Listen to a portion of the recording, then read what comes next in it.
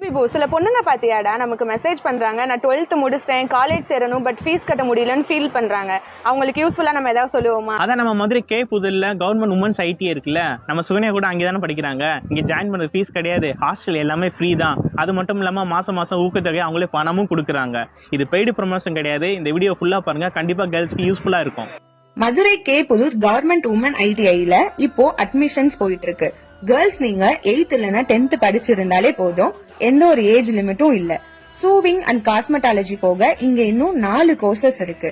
இங்க நிறைய பேர் டிகிரி முடிச்சுட்டு வந்தும் ஜாயின் பண்ணி படிக்கிறாங்க. ஸ்டடிஸ் மட்டும் இல்லாம ஸ்போர்ட்ஸ்க்கும் முக்கியத்துவம் கொடுக்கறாங்க. டீச்சிங் ஸ்டாஃப்ஸ் எல்லாரும் ரொம்ப ஃப்ரெண்ட்லியா ஸ்டூடெண்ட்ஸோட டவுட் எல்லாமே கிளியர் பண்ணி கொடுக்கறாங்க. 10th சைக்கிள் வாங்காதவங்களுக்கு சைக்கிளும் கொடுக்கறாங்க.